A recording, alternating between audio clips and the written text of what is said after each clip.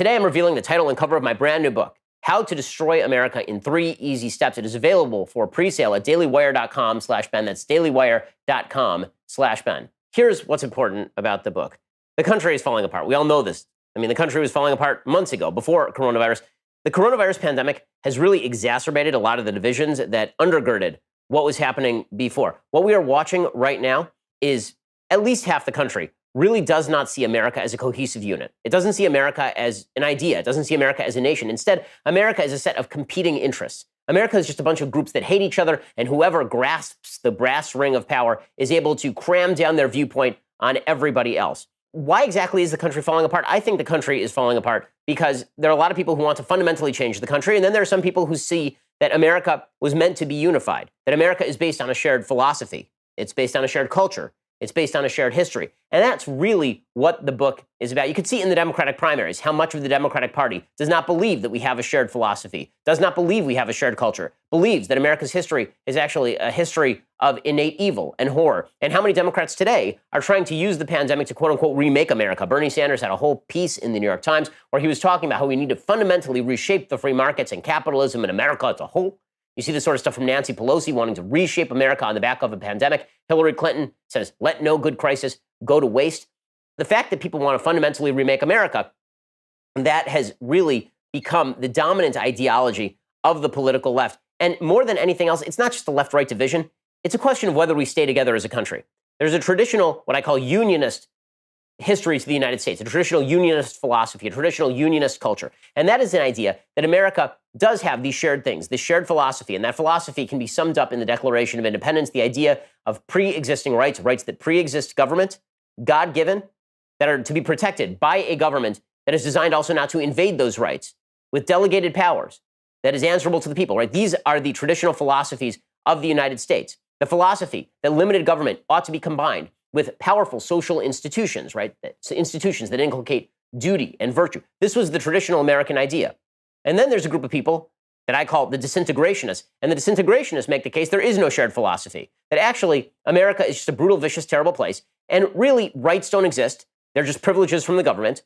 That the rights, things like the right to free speech or the right to a free press or the right to assembly, these are actually just evil ideas that are really designed to reinforce power hierarchies. The power of free speech, the right to free speech is bad because it allows people like you or me to talk. If the right to free speech were good, it would actually bar people that are not on the left from talking. Right? We'd have hate speech regulations. You see this with regard to the belief that America's limited government is insufficient, that we need to overthrow the boundaries of the Constitution.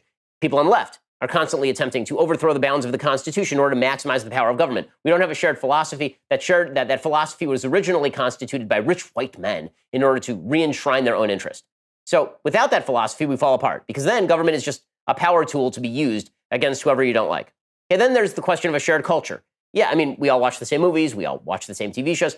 What I really mean is that there used to be an idea in America that we had a culture of rights. Virtually all of our arguments were based in this idea of rights. The right to free speech, the right to express your opinion, the right to worship as you saw fit and act as you saw fit without anybody else impinging on those rights. Now, this is not a law issue, right? That would go under sort of the philosophy categorization.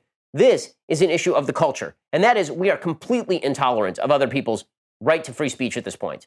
We try to create boycotts.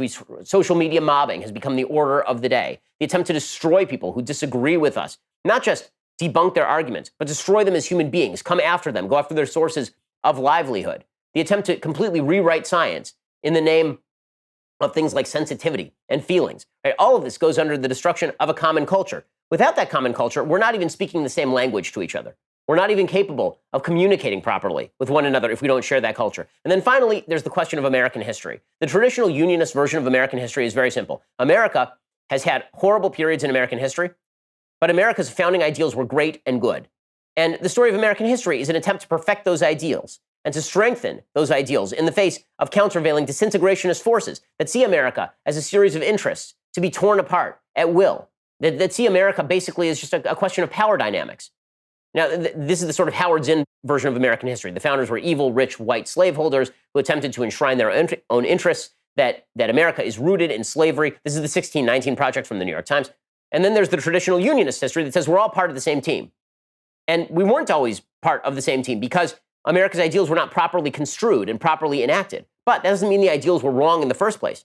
America's story is a story of progress, of an upward trajectory in terms of how we have realized our own visions of universal human value. The disintegrationists, by contrast, say that America's history is really just quite evil and bad across the board from foreign policy to domestic policy. And that means that we have nothing to share, right? If we don't share philosophy, if we don't share culture, if we don't share history, it's very easy to divide the country. And the purpose of all that division is so that we can rebuild something different in the ruins. Now, here's the dirty little secret. Nothing different will be rebuilt in the ruins. Nothing. Instead, what will happen is we'll all go our separate ways. The groups will separate. We'll revert to tribalism. And that's what we're seeing right now. When everybody is busy talking about Trump, the real question is not about Trump. It's between a group of people who believe America was never great and a group of people who believe that America was always great, even if we didn't always fulfill our potential. Right? That is the real battle that is happening right now. We need to restore what it was that made America great in the first place. What are the ideas? What was the culture?